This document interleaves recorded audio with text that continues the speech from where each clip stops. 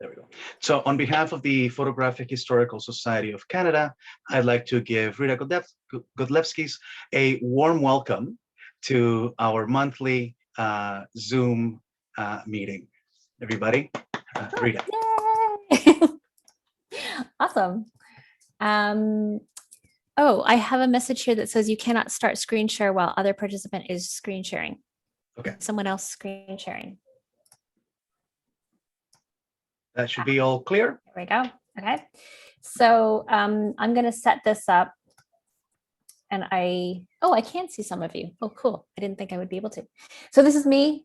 I'm Rita Godlevskis, the editor and publisher at PhotoEd magazine. That was a photo of myself taken by Ryan Parker, my last haircut, 2020. Since the year 2000, I've been working in publishing.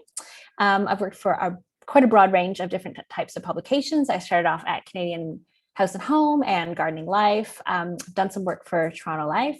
I've seen that one around. Worked overseas as well. I've worked at the Australian Women's Weekly, which is kind of like the Australian version of Chatelaine. It's actually a monthly publication, but we call it a weekly. I'm sure you can figure out why that would be more appropriate. And I've also worked for some tabloids in New Zealand. And so just a really broad range of different types of publishers, newspapers, tabloids, decor, all kinds of things. This is a photo of the magic that happens behind the scenes. Very exciting. You get a computer and and send a lot of emails and coordinate a lot of photo shoots. So that's kind of what it looks like. And yeah, as Celia said, PhotoEd magazine is basically where I'm at the helm now. The magazine was started originally, I'm sure you guys know this guy, Felix Russo, literally 20 years ago. He and his photography education pals wanted something in their classrooms that would reflect Canadian content and be accessible and affordable for their students. I guess back in the day, pre-internet, they were still dealing with big, large, heavy textbooks that came from the States, and they had to like number them and track them every year and pay $100. And he and his photo educator crew just thought they could do something better ultimately. And so they started PhotoEd magazine. And yeah, it's been going for 20 years now. The fall 2017 edition was our 50th issue and my first edition as the editor and publisher. So that was a little while ago now, again, in the pre-pandemic times. And yeah, so in kind of preparation for today's little presentation, just really had overall with the, all the pandemic-y sort of stuff, everyone kind of lives in their own bubble. And I guess I've kind of always just tried to follow the statement that PhotoEd magazine is proudly independent and we showcase Canadian photography in a brand new light, is in as an accessible way as possible. So from students to professionals, just anything photo and anything Canadian is welcome. Some of the things that have stayed the same since Felix has started the publication. We are on newsstands nationally, and we still only charge $20 a year for 3 issues. We do a spring summer edition, which is the one you can see here, that is out now, and we do a fall and a winter. And yeah, so we are on newsstands technically across Canada now, although funnily enough, one of the challenges that we face during the pandemic is that you can't actually buy a magazine of any variety through indigo.ca, for example. So anywhere retailers sell magazines in physical spaces like Indigo, not possible. And this is definitely something that's come up even stronger during the pandemic click and collect shopping times. A lot of our sort of independent retailers that we have, like Book City and Type Books and that kind of stuff, they still are stocking them, but you literally have to make a phone call and pay with a credit card over the phone. And that's something that I guess maybe a surprise to some people, maybe it's not obvious, but it's definitely been something that's been, I don't know, I've been thinking about it a lot over the last year. In the past couple of years, we've had the opportunity to do a lot of super fun stuff, publishing really diverse Canadian photography, really unique stories by unique artists from literally across Canada. And we've got to work with some amazing artists, and down at the bottom, you can see young Joshua, our lovely intern we had for a while, and we'll come back to him. We always have calls for submissions and make them open to anyone at any level. It is free to submit your work, to submit your story. Yeah, and that's always on our website, available for anyone to find. And we welcome submissions from, again, as diverse a crowd as we can possibly reach. So Celio asked about, when we were talking about what I was going to say tonight, kind of innovations and things that we've done that have kind of been as a result of the pandemic, and our issue platform is definitely one of those examples. So a couple of years ago, we got a grant to use this platform called Issuu. It's spelled ISSUU.com.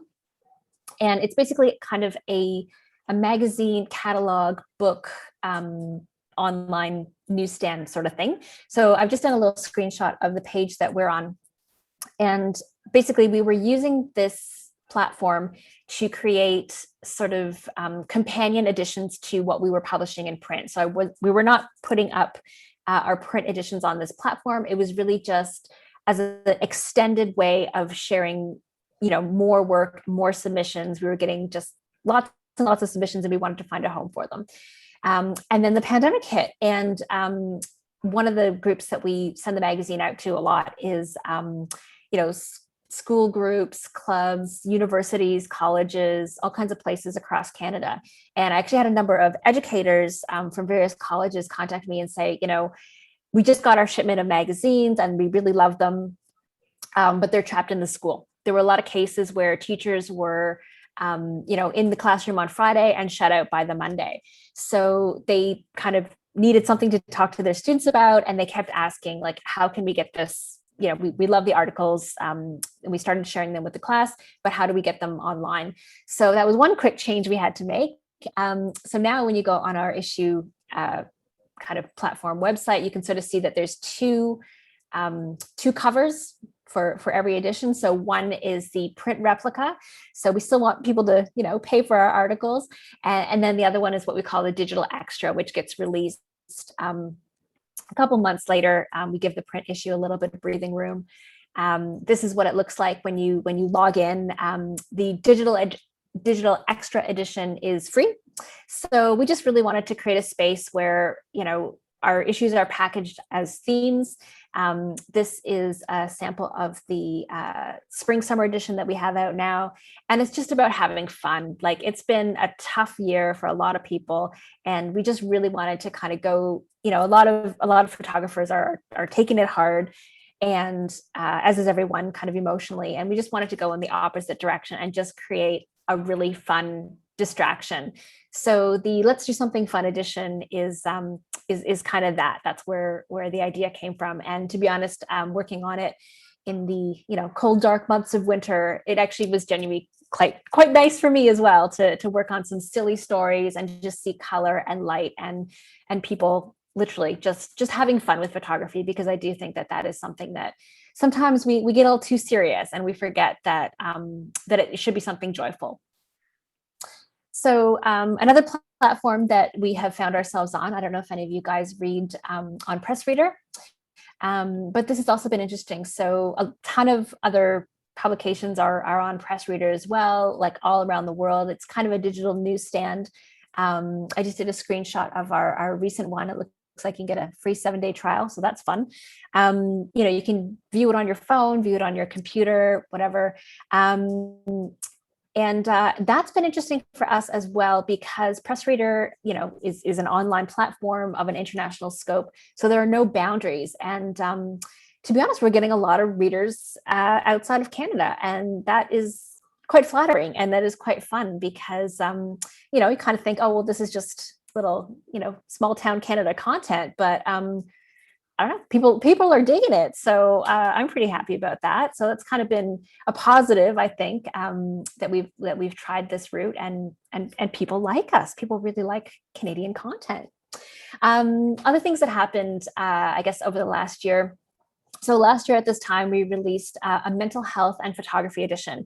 It was at the very start of the pandemic. We had no way of knowing. It was really just a theme that I noticed a lot of photographers were starting to use photography and their practice really as a mental health tool. And so we did this edition, and then, as soon as it rolled off the press, the pandemic stopped everything. So we kind of had a whole bunch of copies of the magazine that we basically could not distribute because, groups weren't getting together, schools were closed. Even retailers were just saying, don't send us your copies because, they didn't know what was going to happen the next day. So we kind of had a little bit of a stockpile of the mental health issue. So what we decided to do was partner up with a whole bunch of different people, including one really fun partnership we did with Sparkplug Coffee.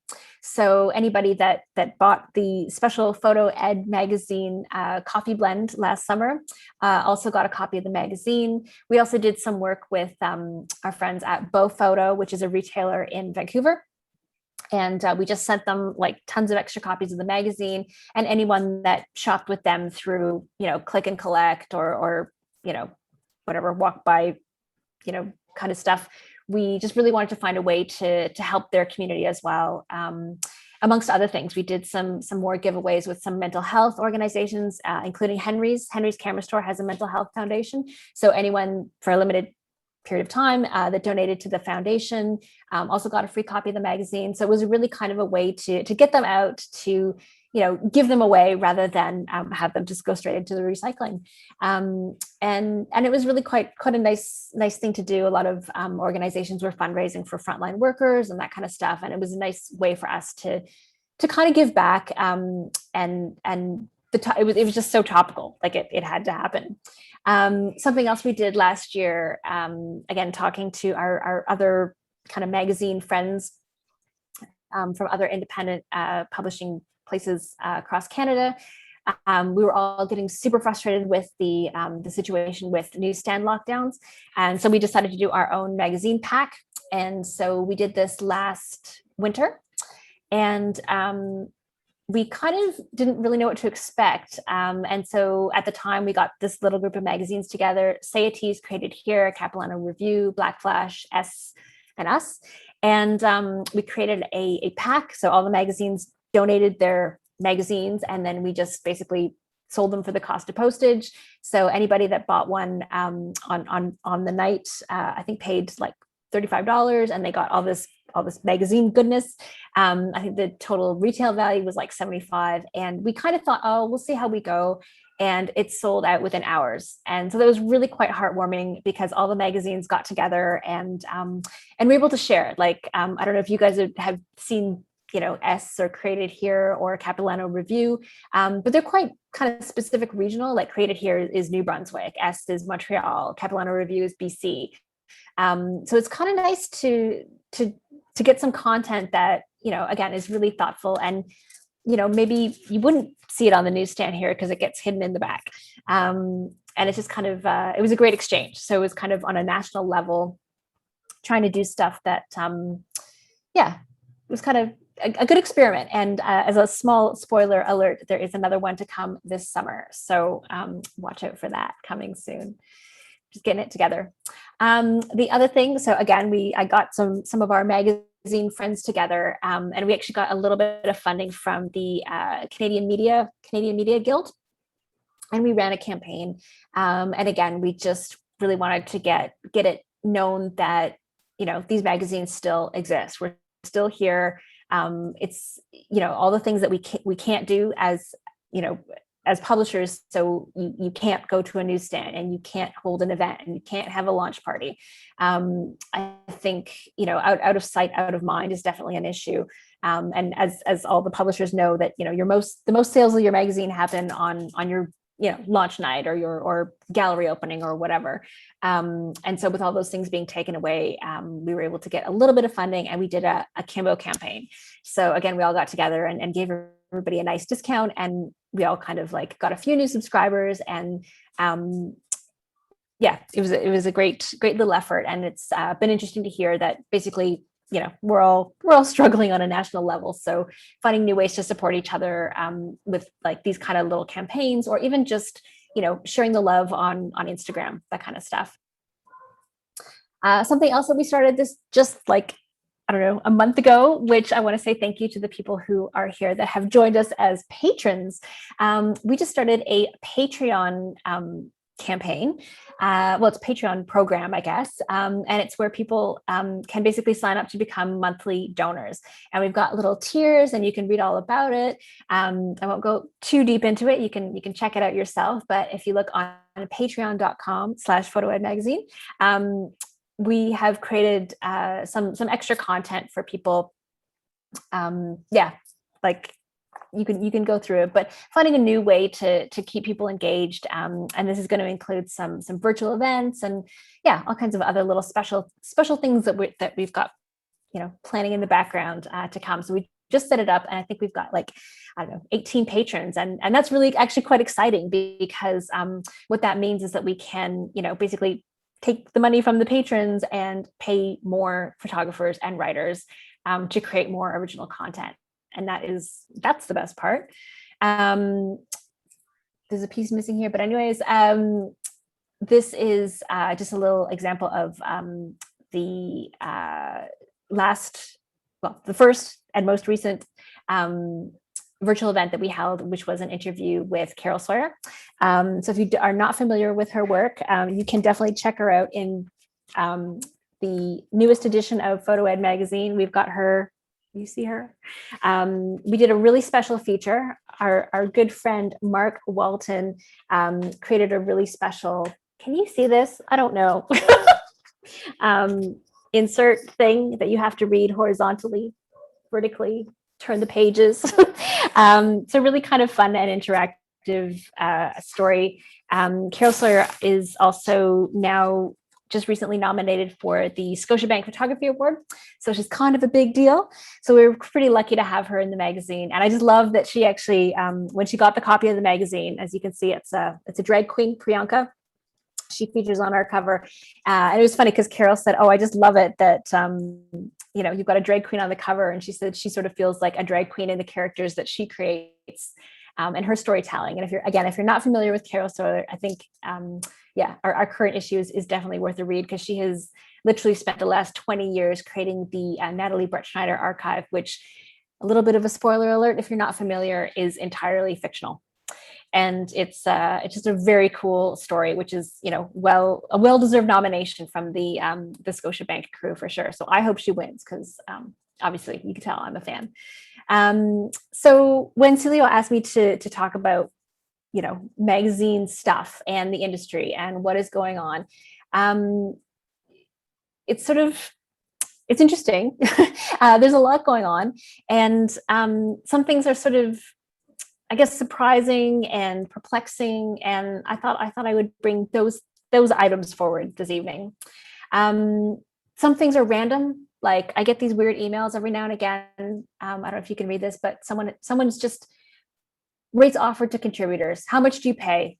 And what is your rate for writers? Thank you. So there's obviously some kind of misconception in the world that publishers just have like money to give away. And I will tell you that this is not true. But yeah, it's kind of like, oh, why does this person think that I'm just going to give them money? I don't know. But anyway, that kind of thing happens. And obviously, you know, in speaking to other sort of arts, Canadian content making publishers around Canada, I don't know if any of you guys have seen on newsstands this beautiful publication called Uppercase. And it's really just run by one woman out of Calgary. I'm just showing you little screenshots of her Instagram, and you guys can obviously go off and dig into her work a little deeper. I met her when we did a big event in Calgary in February of 2020, just before everything in the world shut down. And she just had some really interesting things to say about how she has sort of built her little publishing empire. The books that she produces are just the most beautiful quality, unbelievable. Like they're the content is sort of, of the artsy, crafty kind of genre. But literally, I have friends in Australia that run to their newsstand in Australia whenever this thing comes out, because it is so beautifully done. And it's on an international level. And it's been interesting to get to know her a little bit about how she works, because she said, we were just chatting and she said, I really had to start thinking about my magazine as a business, not as something fun to do. And that's how she has basically been thinking. And that's how she's been, basically thriving. And I just love following everything that she does. She also, one thing that was really impressive, again, as a small publisher, to note, she has 0 advertisers, like 0. She doesn't want them. She doesn't need them. She just runs on community power. And that is quite telling, like what she's been able to accomplish. Like she said she literally has no time for advertising. She just does not care. And that is definitely a place that, I think every small publisher would like to be in. And she's also, I just was on her website preparing for this little presentation today. And so she's just started this thing called the Uppercase Circle. And I don't quite know what it is. I have not put in my request to join, but I thought this was really interesting, and that she's really focused on creating a community. The growth of her business is really around getting people to interact and feel, welcome and be part of a community. And I was chatting with another magazine friend of mine a while ago, and she said to me something else that has stuck with me, is that a magazine is an experience. And I think that this idea of a magazine being an experience where it's not just, words on a page and then you leave, like becoming part of this kind of community, is definitely, I think, a shift from where publishing, kind of used to be. Again, our friends at Saites kind of do the same thing, where I wouldn't say crowdfund for their publications. They go like above and beyond on their publications. Like they match the type of paper to the photographer's work when they're producing their print pieces. And they have gallery exhibitions and all the rest of it. And they're quite small, just out of Calgary. Really, they exclusively focus on analog photography. But again, they do it on an international scale. And their model is not subscribers, it's members. It's a membership-based model that really just looks to sustain their printing costs ultimately. So all volunteer run, and again, kind of trying to create, membership and community. And I think, that's quite interesting. And then, of course, you kind of think about, well, other magazines, like we're all kind of called the same thing. We're all a magazine. And this was a photo of a little local shop in my neighborhood here. And I was just there the other day, and I just thought, what's going on here? Like what, I don't know, what's still being published? Who's left? Because we know that our friends, for example, at Photo Life magazine and Canadian Art are not really publishing right now. And, I kind of thought, who's left? And I don't know if you guys can see this photo clearly enough, but I was able to I'm going to count 3.5 Canadian magazines in this photo. Can anyone see what I'm talking about? How many can you see?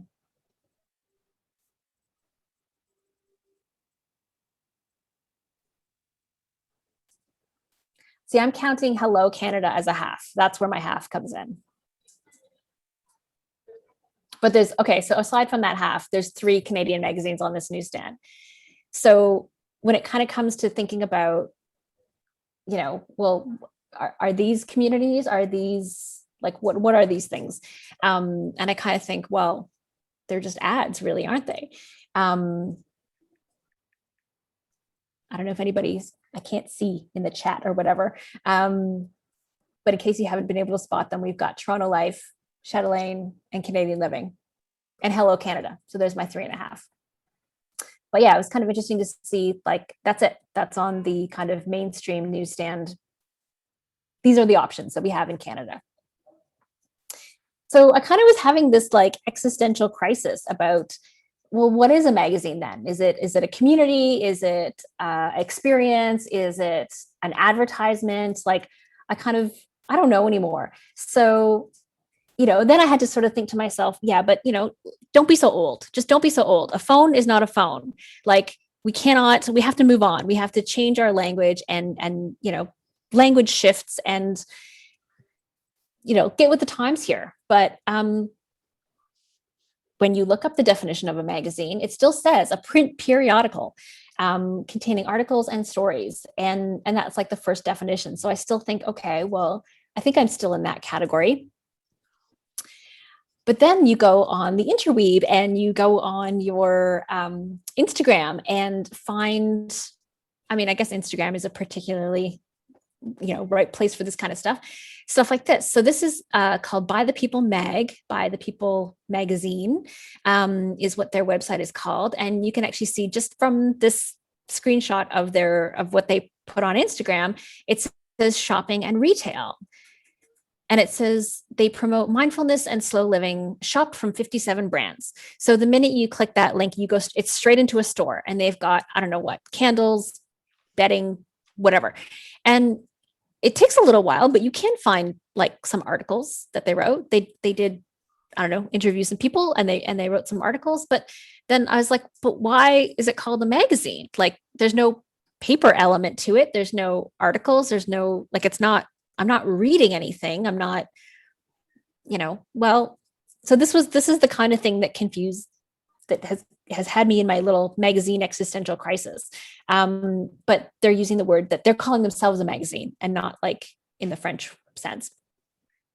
The other word that keeps kind of coming up, I kind of think, well, okay, language is changing. So words like curated. So in the past, a curator was, usually someone kind of established, part of an institution, had some credentials. But even this dictionary online uses examples about DJs curating music. And so it's like, okay, well, if the word curated just means like someone who picks some stuff, maybe magazine doesn't mean magazine anymore. Like, I don't know. So, okay, this is not going to start. I asked young Joshua, and I'm going to play a little short video of our little online interview because I asked him. He's young, so I thought he could help us. And I do hope that you can hear the sound. First up, I'm Josh, and I am... Can you guys hear? 23 okay. Now? Yes. I have obviously lost some track of time. What's a magazine? Magazine is it's an experience of reading and looking at images in a collected way that you wouldn't find in a book or a newspaper. So it's a place for stories that are more in depth or more niche or more specifically catered to your interests. And it is attached to beautiful images that you get to see up close and in full color and beautifully alongside the words that you're reading, which you kind of don't get to see in other mediums.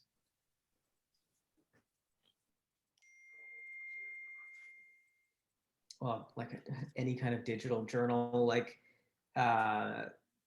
it's hard to call a magazine. It's hard to call something digital a magazine unless it's been repurposed in a way that it actually feels like a magazine, because maybe it's a snobby answer, but you're not buying a magazine because you like buying magazines. You're buying magazines because you want that experience of being able to immerse yourself into something that you really enjoy. And it doesn't, now I sound old saying this, but it doesn't feel the same way when you are looking at it on a screen. So as soon as a magazine gets too long, then it starts to become a book.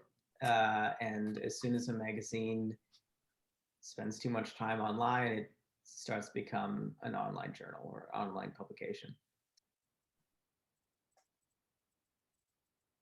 Part of the reason I'm asking is because I have recently stumbled across places and people naming things magazine online. In particular, Instagram accounts are called magazines. And in one instance, there is a magazine, and not in the French use of the word store, but a organization calling themselves magazine that creates some bits of editorial content, but is an online store? Oh, well, that's marketing. That's repurposing of a classical word that people associate with that experience of opening something up and being immersed in something, and then using it for marketing a product or marketing a social media account. So like, I guess in the same way that the word curated is now exactly a different, is has now a different word that meaning. means everything. Yeah, So exactly. what is it about the word magazine that makes people say, I need to call my content, like, what is the allure behind that word that people are trying to, I don't know, I guess, reflect? It's the feeling of being immersed in something that is knowledgeable and considered.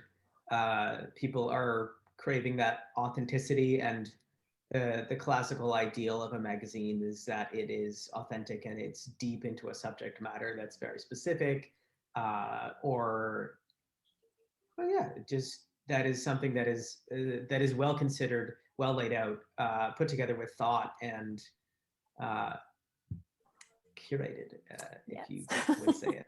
Yeah. Well, that's a great answer. That actually really sums it up quite nicely. That's good. Because that's kind of, yeah, it's probably not a new trend, but it is a trend that I have noticed recently, where the word magazine has been used, but in no relation to editorial content. And I find that really kind of interesting. It's I guess, an interesting turn of language. It feels, well, every word that has those kind of classical, I'm using classical incorrectly, but it has that kind of like old world feeling, is consistently being repurposed into something that markets a current product or service. Yeah. Like curated, like bespoke. Bespoke is being used everywhere, and what it actually, it's symbolizing something that no longer is actually what the original definition of the word is. And that we're seeing that, we've probably seen that all throughout time. I'm only talking about the generation that I've seen it in, because that's the only one I've been alive in. Yeah. But I'm sure that it's happened in the past, and it's happening more now that we have this, an infinite number of different audiences that are all looking for different things now, much less so before. Um, it's a trend, and people are gonna keep jumping on the trend. Yeah, it's just very interesting because from the perspective of someone who publishes a magazine, it becomes as though you have to clarify what that word means in a way that I haven't before. Certainly. And I don't want to say it devalues the definition, the word magazine, because I feel like with this kind of repurposing of a word that means something else, it kind of does a little bit of a disservice to the original thing. Just like a a bespoke shirt maker has to kind of re-clarify what bespoke shirt making is, because bespoke has now been used by like H&M, which obviously is not creating bespoke products. Yeah. And it now has devalued that word for someone that is actually doing the original expected purpose of that word. So I don't know if it's as serious or as specific in magazine, but it kind of feels like, even though the word has now become a fun buzzword, not a buzzword yet, but a fun way to repurpose something that is actually something else. And I don't think it's been then meaning that we're showing more love to actual magazines. I think that it's done the opposite, where people don't really pay attention to actual magazines, but they will pay attention to something that says it's a magazine but isn't. Yeah. Yeah, that's what I'm just finding interesting, because it's obviously someone with an Instagram account who, say, shares other people's work is not, I guess the core elements of traditional magazines are editorial content, which generally involves words and pictures, not by the putting them together as a package, and then also supporting advertisers. And an Instagram account doesn't necessarily do that, but again, the repurpose of that word is just something I'm seeing more and more of, and being asked to clarify. Again, what is in your magazine, because it's not the same as how other people use that term. Right. Oh, why am I stuck? There we go. Okay, can you hear me again? Hopefully. Okay. So yeah, so those are the wise words of young Joshua, which he's actually quite an eloquent guy. And, it's had me really noticing things about, kind of those words like authenticity and being, knowledgeable about something. And I don't know if you guys watch 60 Minutes, and if anyone has ever noticed this in the past, but every single, I don't know how old that show is, but every single time they have a little introduction thing, they always put up a graphic in the back that is a picture of their story, but like made to look as though it's a magazine, like an actual physical magazine. And it's kind of like, well, why do they do that? So I guess, in a way, young Joshua was right in that it's about, presenting, I guess, something in print means there's authority to it. And that's kind of interesting. I don't know if you can read this one. This is a little screenshot of a group in Toronto that just launched. I think they did a Kickstarter campaign based on their Instagram, whatever content following, whatever. They've just put together their inaugural edition of their magazine, 88 pages. I don't know if anyone here, was listening to young Joshua when he said sometimes a magazine turns into a book when it's too long. I don't know what that cutoff line is, but these guys are saying that it is beautiful, coffee table worthy, high quality print. I have no doubt that these people have put a lot of love into it. But again, it's kind of like, but they're not really following. They're following the conventions of publishing a thing. And I've not seen a copy of it myself, but I don't get the impression that they have advertising support. I think they're just going straight for sort of like Kickstarter type of sales. And I also don't see that they are selling subscriptions, which is also kind of indicative of a magazine. But again, like maybe not. Why not? I don't know. Trying to move on. So again, then I circle back to things about, advertising and the quality of print. And that's something that, obviously with PhotoEd magazine, we truly, truly value that. But our, kind of advertising supporters don't. Essentially.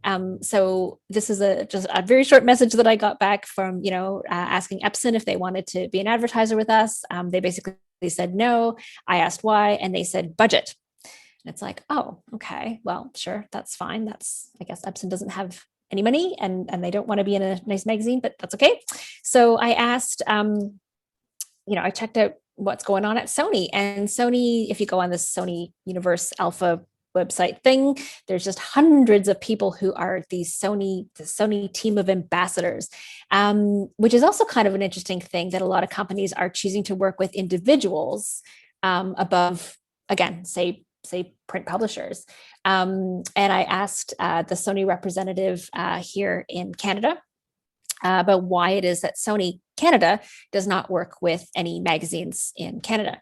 And this is a very long answer that he wrote to me, but essentially Sony is all about the conversation, and social media allows them to accurately target and be part of conversations. They want to know immediately what their effective, gauge of reach and impact. They don't want to have long timelines. They just want to have digital accuracy and targeting your conversation. So they're quite, I guess that's sort of like Google level of advertising, in that they're trying to infiltrate conversations and they're trying to create conversations by having their own people have these conversations.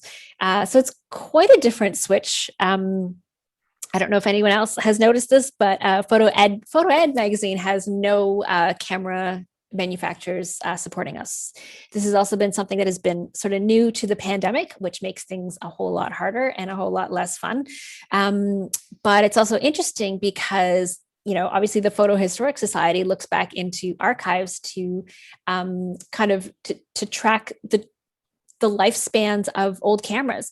And so if they're not in print anymore, I'm not saying that's the be all and end all. It's just kind of an interesting turn in that, kind of finding that historical data is going to be a lot harder, I think, for groups in the future. But it was just kind of an interesting answer to get from Sony, because they really just are focused on basically, computer robots getting into your personal conversations. So being part of, I guess, again, back to young Joshua's comment about being part of an experience is just not what they're into. They're like, they want to just cut the middleman and go straight to your personal, whatever, feelings. So this is kind of a picture that, how I feel, where it leaves me, where does the road go? I don't know anymore. This kind of picture was kind of going to sum it up, but I thought I would throw in something else for you guys to discuss and see how you feel. So, okay, I've got the chat open now. Can anyone tell me what is unusual about this editorial content? I know it might be a little bit, I hope it's not too hard to read. It's a screenshot.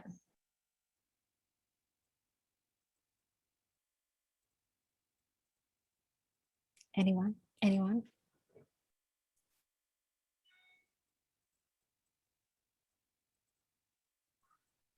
No one's perking up in the chat.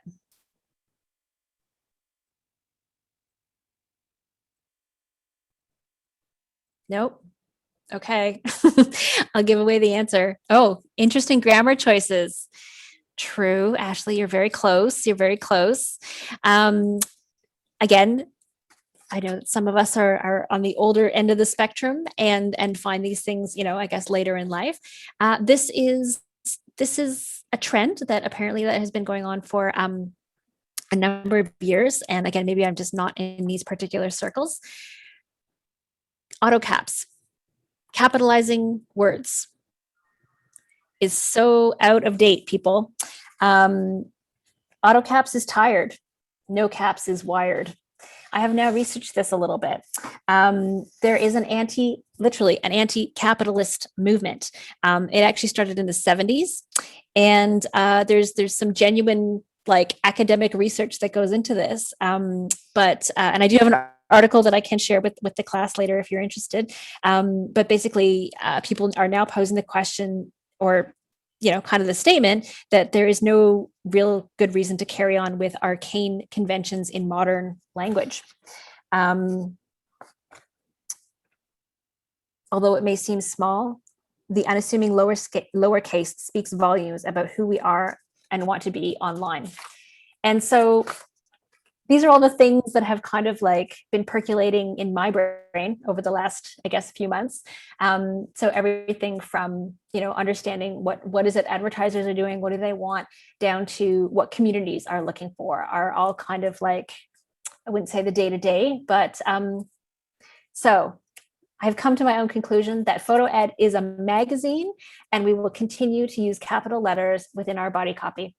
And that is my statement for this evening.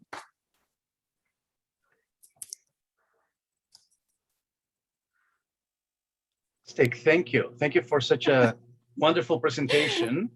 And it's a little crazy, but little crazy, right? So I would like to open the floor to our guests tonight.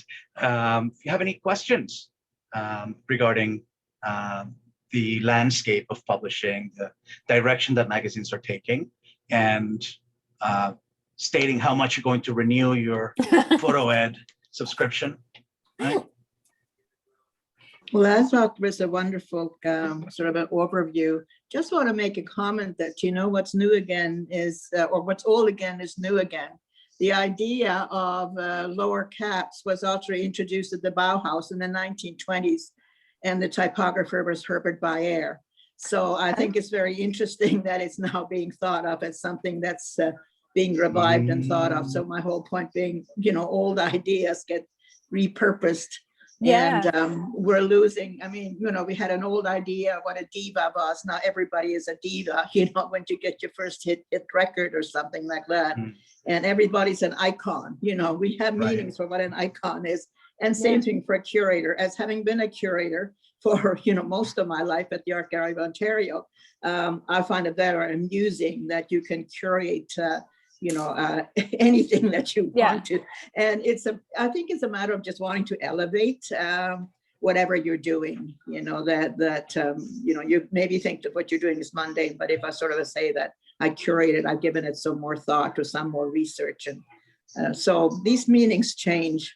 I hope that magazines will not change, and I hope that meaning will stay firm. So that's kind of my comment. It's just interesting that people really feel the need to use that word. For example, like this online store.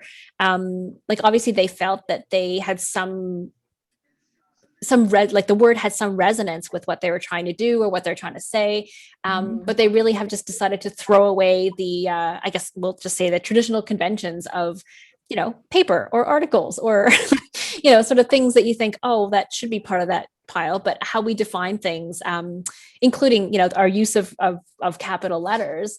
I guess the pandemic probably has everyone questioning everything, and I guess that's sort of what I've been up to. It could also be, it's more expedience. I mean, even if you're texting and so forth, to do your capital, you've got to make one more extra, step. Maybe people are just, so I think it just has to do with the technology allowing you to kind of move forward. But my point really is that it's not a very new idea. So you're not really out on the out front. It's been around, and it wasn't successful. With Herbert Bayer and the Bauhaus. I mean, they went back to using, but he did a whole typography design on it, how to develop an alphabet without having the capitals. So it's very elegant. This article that, again, I can share, but there's some sort of academic references to like the feminist movement are part of it, and sort of being a backlash. And I have heard of people, we actually do have a contributor in the publication who has requested that their name always be in small letters. And I'm happy to respect that. If it's important to them, I'm happy to do that kind of thing. I just find, it kind of makes it a little bit hard to read, but then again, it's like, well, maybe I need to. Poets actually, concrete poets. If you think that there was a whole movement coming out of, London, Ontario, so the concrete poets, coming and used to just have smaller, lowercase. They never used capitals. Right. So, Oh, well, the reminds me of a trip to Europe many, many years ago, and inside this castle in Spain, in the central room, they had this inscription going all the way around the molding, and there were no spaces or commas or anything, and it's all capital letters, right? And I'm like, what? It's like, are they numbers? That's a really big number, right? I mean, it was just and it was normal, right? But you felt completely disconnected, and that's how I feel when I read that copy. I'm wondering, so I'm a teacher, right? And I have guys that wait until the very last minute to write their 5-page essay. So they go online and they get a robot to translate something from German into French, and then like spit it out in Greek, and then into English somehow. And that is kind of what that copy looks like to me. It looks so artificial. It looks very mechanical. It looks artificial. I don't know if it's intelligent, but it's artificial for sure. Yeah. I think you got a situation where you got a generational difference too, and it's going to be extremely challenging for magazines and a lot of other things too, because I work in an industry where the average age of my team is probably late 20s, 30s, and paper is not really important to them, and compared to my older parents who, insist on paying with money, real money, and they want a paper bill from the utilities, whereas the younger people like they don't need any paper. They don't want any paper. Everything is just there on their devices, right? And you know, I think about, you know, trying to read a magazine on a phone, and I don't get it. You know, I want a tactile experience. I want something to hold. I want to be able to flip a couple of pages over and a couple of pages back. With a phone, you can't do that as easily. And, you know, would you pay for a magazine subscription if the magazine came the size of a phone? I mean, Right. people are willing to look at the phone and that size of font and the limitations of layout that you have, but, you know, they wouldn't pay for a paper copy like that, which seems kind of funny. Yeah, for sure. Yeah, it's interesting. Like, in one way, we're able to get the magazine out to get, you know, more people around the world with, you know, zero cost of postage when we do it on a digital format.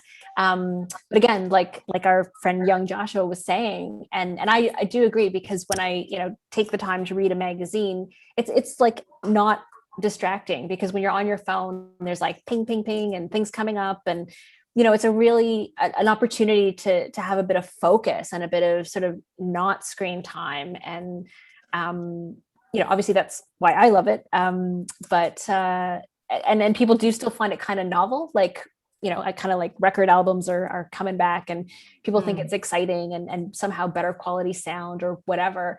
But yeah, it's sort of it's an interesting thing to be to say that something like a magazine is now a niche product. Yeah, and you know, you just mentioned album covers. It's kind of interesting because my son, younger generation, he is now buying LPs, vinyl, not necessarily for the vinyl, but actually for the artwork. And he actually frames the, you know, the album covers. So, you know, it was challenging when you had a CD. How do you create nice artwork and fold it all in with a little package, compared to what, you know, an album cover used to be. So there are some niches that are coming back, much like black and white film or whatever. I don't think they'll ever be huge, but they do fill a need and a niche.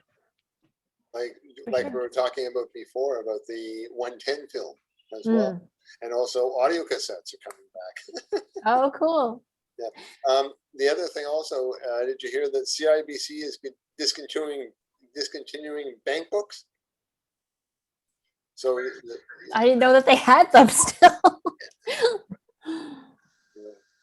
Wow. But like there's a lot of seniors who don't have computers, so they rely on that type of stuff. So there's a very, very nice comment here by Ashley. She asks, I'm sure the pandemic changed things, but what are some of your upcoming plans for the magazine, especially any that may have been in place in the before time, in the long, long ago?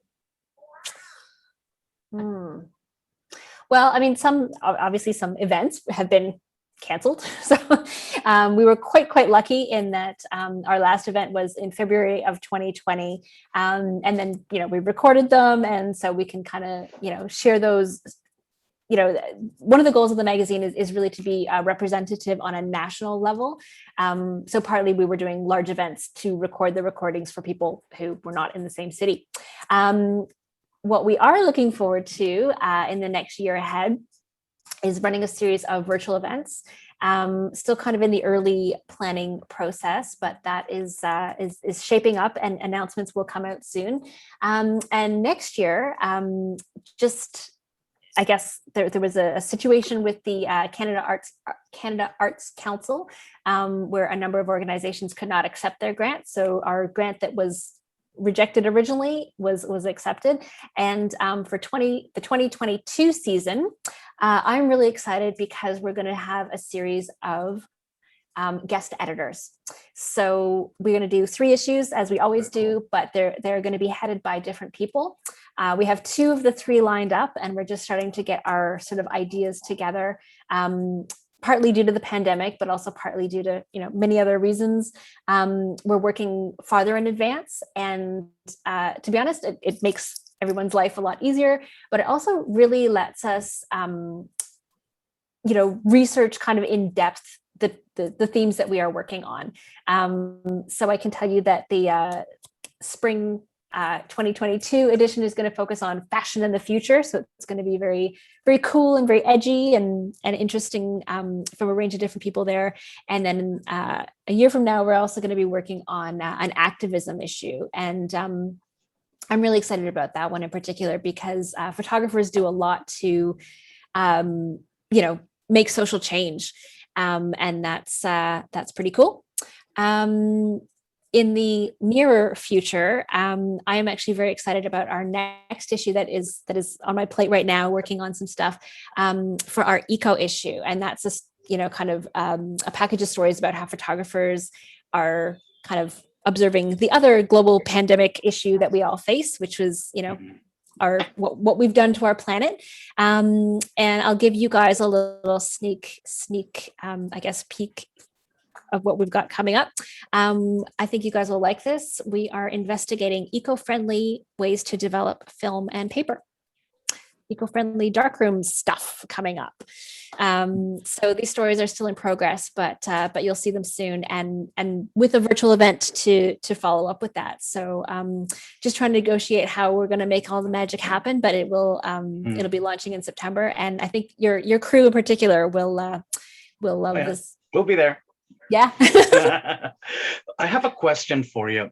From what you've told us tonight, it seems to me, from my perspective, that the work of getting the articles, getting the contributors, getting all of that logistical enchilada going has not changed. You're still, and if anything, it's gotten harder over time.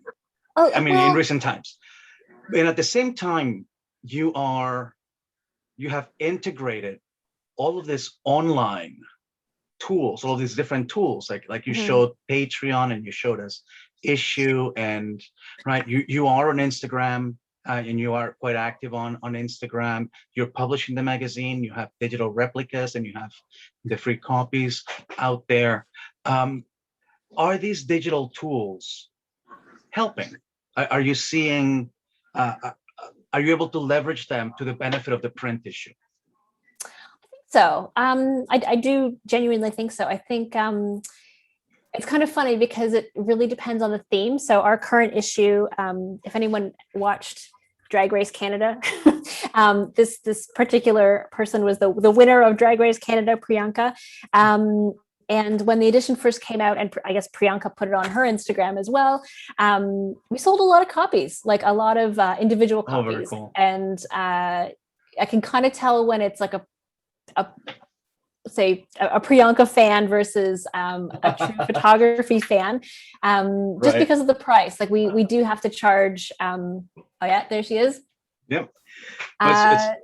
Yeah, so it's like $8 for one issue or $20 for 3. So it's kind of like, oh, I think you're only in it for Priyanka. If we actually genuinely had, it was really weird. I kind of thought something was wrong with the website because people were buying them in 3s, which is, yeah, like I got a whole bunch of orders for 3 copies of Priyanka's. Oh. And I don't know. So in that way, I think, the internet is helping sell magazines in that format.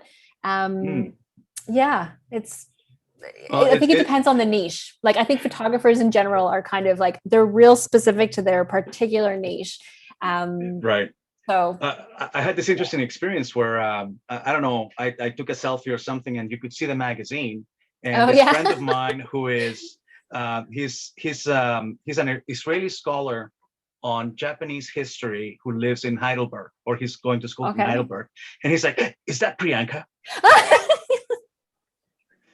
I'm like, I guess it is. Yeah, people just know. like, yeah, they just know. Yeah, and that is more of an icon, right? And I don't know. Where do you think? What do you anticipate? And is the best case scenario for Canadian independent publishers in the short-term future, 2, 3, 5 years from now? I mean, I think we're all working really hard to, promote what we do online, because that's right now is the only way to tell anyone anything.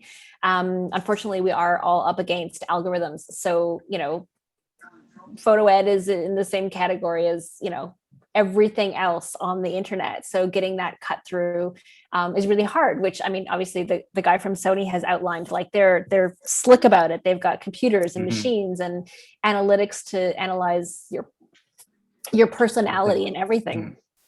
Well, yeah. In our conversation, you had told me about a very interesting metric. You were telling me that in your surveys, you asked the question to people as to whether or not they liked reading the physical magazine. Could you share that with? Yeah, sure. So when I took over as publisher, and then since I've taken over as publisher, I think we've run about, I don't know, 3, maybe even 4 reader surveys, because genuinely, that's kind of one way to get people's opinions, ideas. What do you want to see in the magazine? What do you like? What do you not like? Ask all those questions.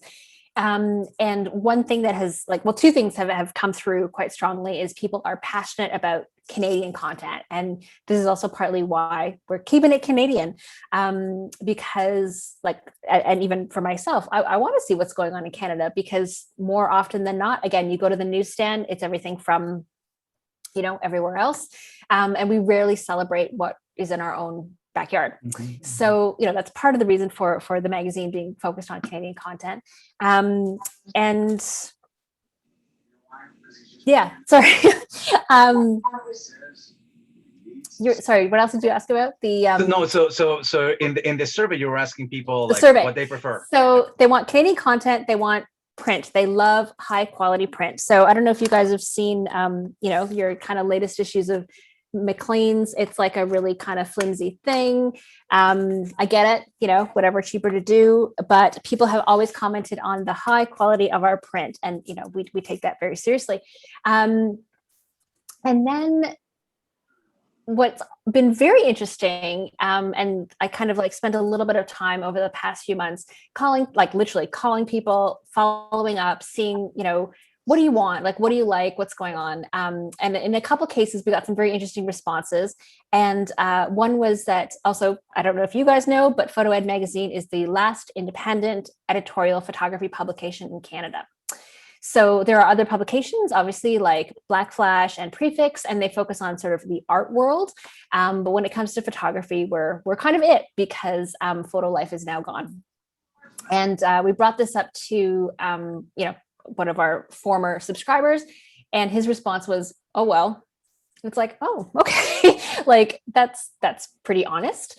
And then in other cases where people have filled in the survey and they said, I love print, I love print, I love print. Print is the quality and the thing that I need to have. And they don't subscribe to the magazine. So it's interesting, because it's well, you're a Canadian and you say you love print and you say you love photography, but what, and it's, $20 a year. So, I don't think it's a price point that's necessarily the barrier, but there's something else. And to be honest, I have not yet figured out what that is. But we were specifically kind of calling and asking people who had seen the magazine already, so they know the quality, they understand. But yeah, I guess people are funny about things. They just, I don't know. I'm sure there's a million different reasons, but anyway, that's our quirky little experience. It looks like Yosef has a question. He's put a little hand up. Can he talk? Go ahead, Yosef. Can you hear me? Yeah. Yes. Fantastic. I just wanted to add to that perhaps it could, the whole idea of moving towards digital, and now with the pandemic, where people are at home and they have the time to think and, like we mentioned before, curate their lives. Has the concept, the idea of minimalism played a part? That, hey, not necessarily that I can't afford the $20, but because I just don't want stuff in my house. I personally, it's not me personally saying, I'm just saying that could that be a reason with, Marie Kondoing every item. Right. And there's a couple of guys in the States from Montana who who had this documentary about minimalism, and they had a podcast. So I'm just wondering that there is, that seems to be a push, even in design. If you look at it, the minimal aspects, if you see YouTube videos. So maybe that could be a reason. Have you encountered that or thought minimalists? I don't know. If that's their standpoint, they have not proclaimed it to me publicly. I don't know. I mean, this is one thing. It's sort of like, it's hard to know because you don't want to, keep bugging people to buy a magazine if they don't want it. But at the same time, there's just, I guess I wouldn't say the bigger battle, but the more interesting conversation is when people actually get it in their hands and they realize, again, it's that definition of the magazine that people seem to struggle with now, where it's like, oh, it's a real object. Oh, it comes in print. Oh, I didn't know that. And I guess that's been my more frequent conversation. But yeah, just kind of calling people and finding out what their barrier for resubscribing is, and obviously it ranges, right? Like, I mean, especially now with people in pandemic budgets, like, I can't blame people for even trying to save $20 if they've lost their job and are struggling. Like, I don't blame them at all. But it's also, like, I do hope people realize that, especially small independent magazines, I mean, if you are in a situation like we're in the same boat and happy to help. So, PhotoEd and other small publishers, we're not big machines, we're humans. And, if we can share what we do with someone who's genuinely interested, we will. Like, I'll send people a free copy if they ask and can't afford it. I think there's a very important thing though for having hard copies because there is also this notion of archives and history. Yeah, I often think, if we had a digital media 500 years ago, we would not have a history. Yeah. And I think, that's really serious. I'm not being facetious on it. And, we've tried digital archiving of things. We did it 10, 12 years ago at the gallery, and they are gone. They're not there. Same thing with even videotapes and all of that, the lack of the permanence. And there is still something permanent about a real magazine or a real book and so forth. And true, they might take up space. But if I want to research something, I want to go back to the original objects. I want the primary material to look at what it really looked like, because everything on the digital world is very porous. And I have no sense of that object look like. So if you were a magazine, let's say all online and so forth, I have really no idea. I get the content, but I really don't understand the object. And I think that understanding of the object comes from actually a real magazine or a real book or something tangible. So that's why I'm very keen on still hard copies existing, And unfortunately, I think Prefix is gone too. I think the last issue came. Yeah, I think that was. I had a letter from Scott saying now he might rethink it in some other way. Sure. But 2 issues a year, and it was very expensive. And I think that for some people, this is not. But I'm sure he will reposition something. It's not that Prefix is gone per se. Yeah. But the magazine, because the last issue he said was the last one. Okay. Yeah. Yeah, and that's the thing. Like, that's one thing that we check on that. That was my understanding. Okay. They have not put it. I was looking just the other day, and I haven't seen any like announcements on the website or anything like that. But I mean, that's something else that, because it is so expensive and so labor intensive, I think in a way magazines have become that legacy piece for artists. And we, like with PhotoEd anyway, we always work with every writer, every artist, copy editing, the whole, making it beautiful and making sure everyone's happy with what we're presenting, because like, I know that we're creating something that is going to last and is going to showcase the work of someone who's, say just starting out now, but they're going to be whatever the next Annie Leibovitz, and finding that starting point in research is, like Maya said, that's where you're going to find the history, not necessarily through stuff that got posted online only. Yeah. I remember years ago that the Ontario Archives decided to put everything onto Betamax tapes. Right. Nice. Their alternative media room is insane. I did my internship there when I was doing my master's degree, and the amount of older media and older media readers that they have just to be able to look at older content in their collection is bonkers. Wow. Just beta tapes and beta players as far as the eye can see. Like, how do you find anything, you know? Like, very good finding aids is the short answer. But the longer answer is, you know, it's the thing about digitizing and making any media accessible that I think a lot of people don't understand, is that there's this idea of like, just scan it, stick it online, it's digitized, done. No, it isn't. Like, you know, I know, we all know, I think from this crowd, that it is a lot harder to digitize something properly, let alone from another media source that may not be as well used at the current time. Yeah. And like Maya said, things like color, right? Yeah. Like the quality, the detail, the color, like, you know, a picture taken on a digital camera 10 years ago is like today not going to tell you anything. Because obviously the screens have evolved and everything like that. But yeah. So correlation between magazines sort of falling out of favor with the advent of digital cameras. I mean, how many people now have a digital camera where they never print their images? Yeah. And so it's exactly the same thing, which is, and there's some hope to this in that the resurgence of film actually means that people do miss the tactile. And I think that's very hopeful for magazines in the long term. But I think short term, we're still suffering from that digital, you know, I've got this gadget and I can store it here on my computer and it just sits there in the ether, you know, and they don't bother with it. Well, that's just that the minimalists are not doing digital cleanses, are they? They're just doing what they see in front of their face. Yeah, and it's I think for magazines it's a slow road, to put it kindly. And yeah, we're just trying to kind of just keep trucking one day at a time, and yeah, just be happy with what we've produced.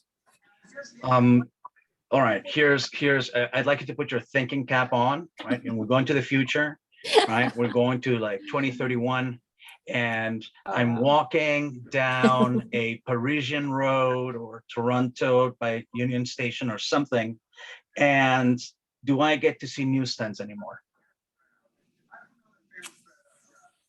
I don't think you do. I don't think you do. That short of a timeline, eh? Yeah. Based on, I guess, what we're told about newsstand process, I think maybe there's one person for all of Indigo that deals with magazines, like at all, like anything as part of their part-time job.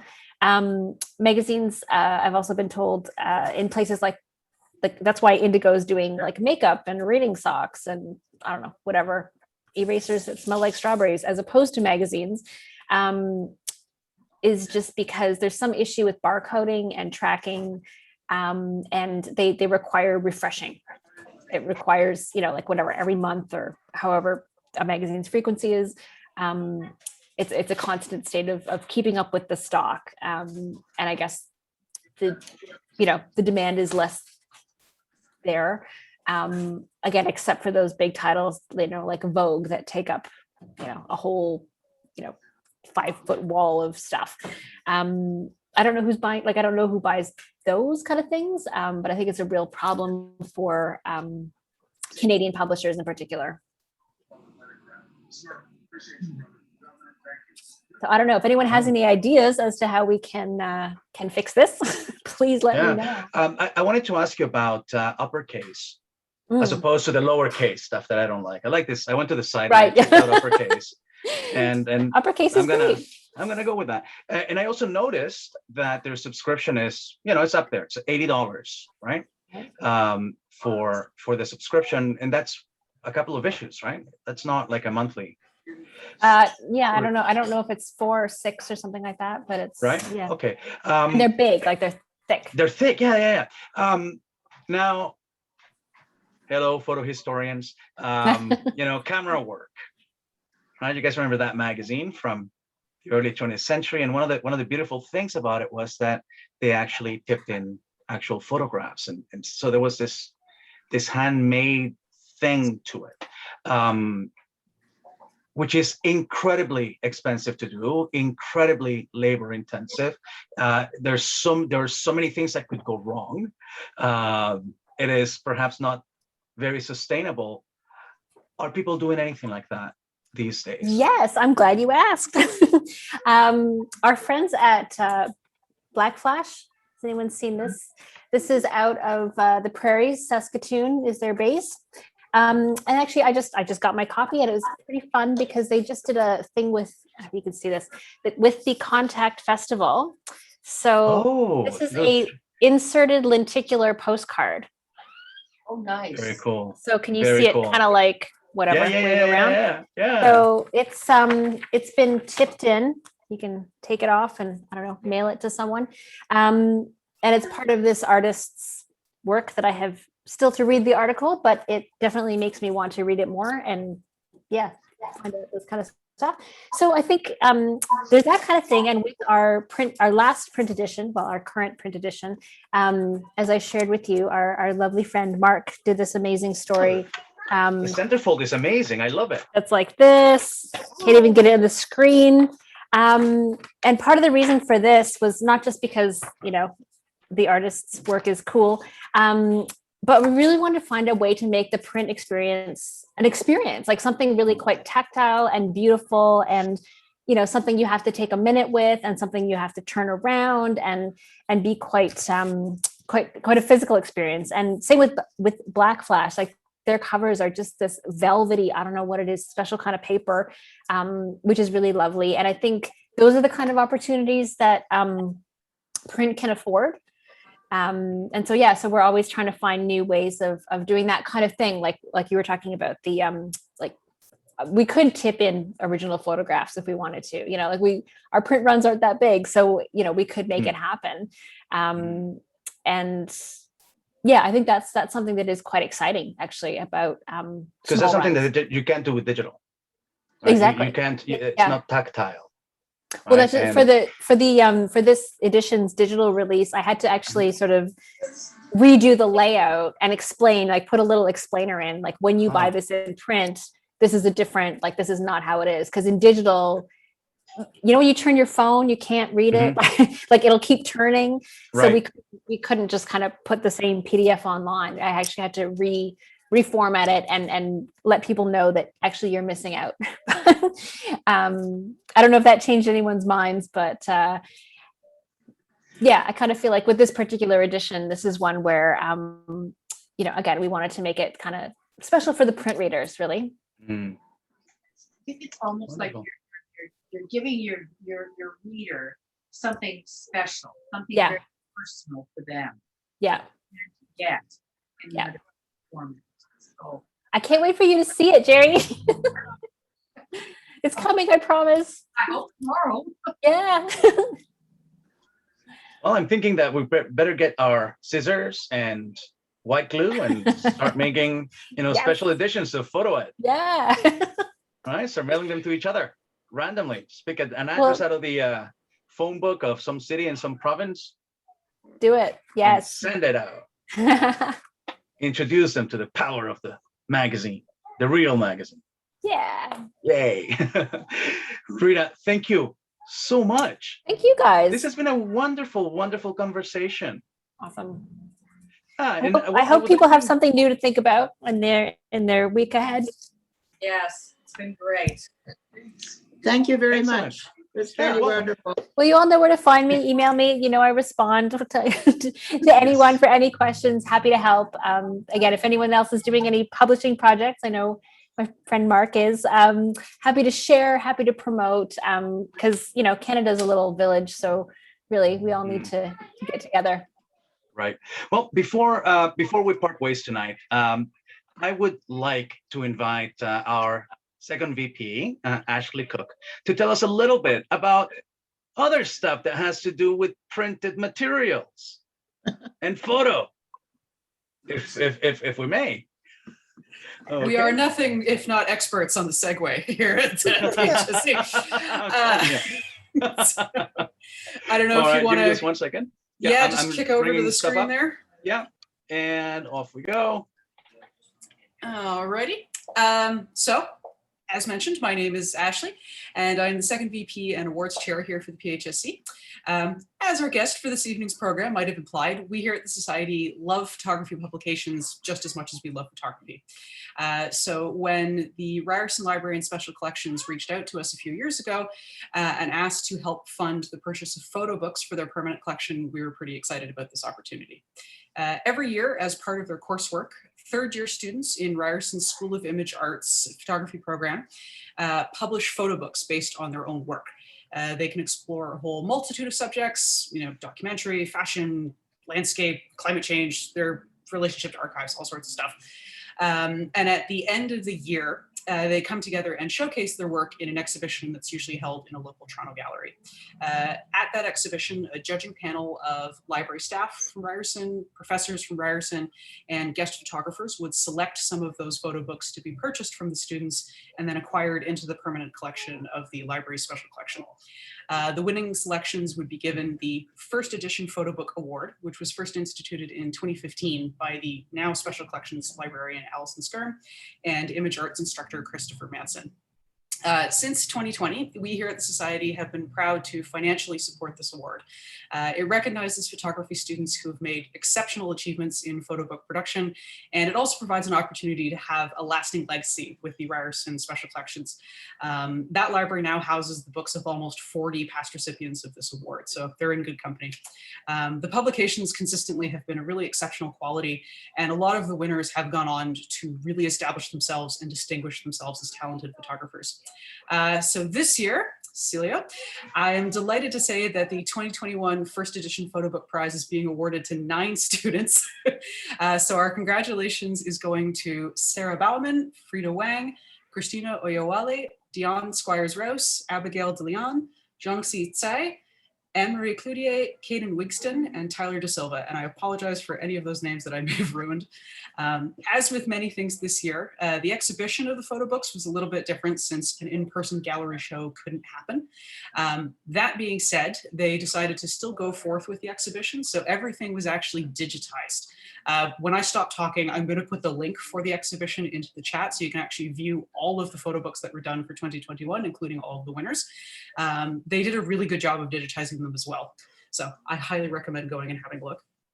If any of you are interested in the awards or the grants that we at the Society provide, you can always go to our website for immediate details, phsc.ca/camera/awards, or you can reach out to me specifically at awards@phsc.ca.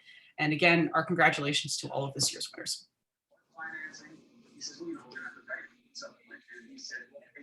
All right. Well, thank you, Ashley. That was amazing. And, as Ryerson graduates, alumni here, in no way, biased towards Ryerson. Same.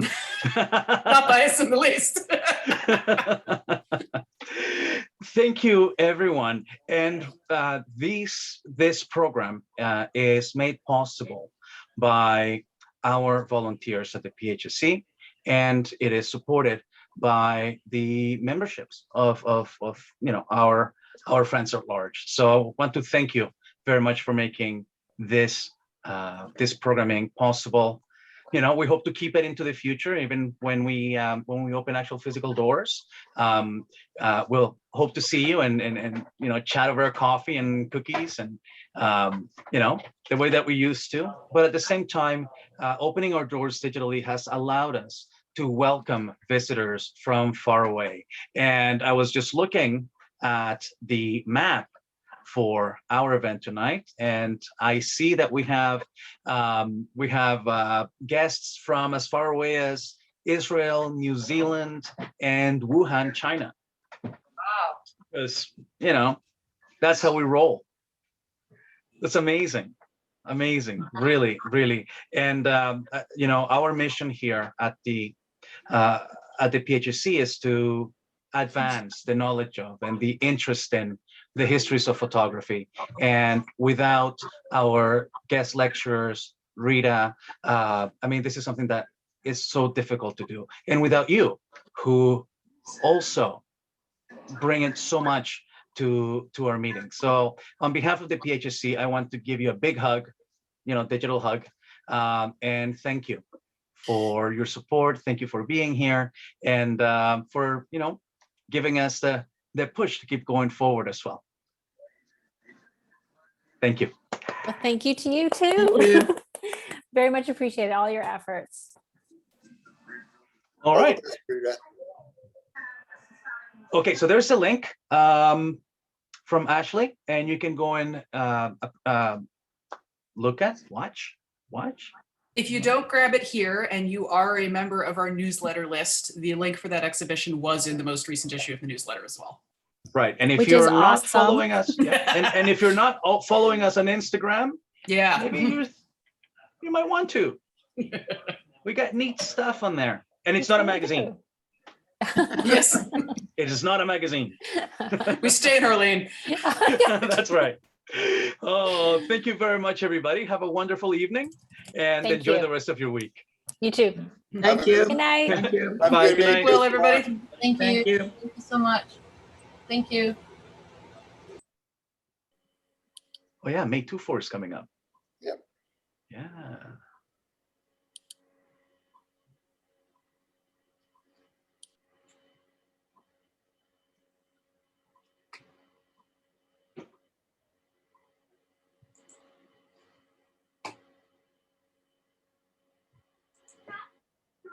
Okay, I'm going to stop the recording now.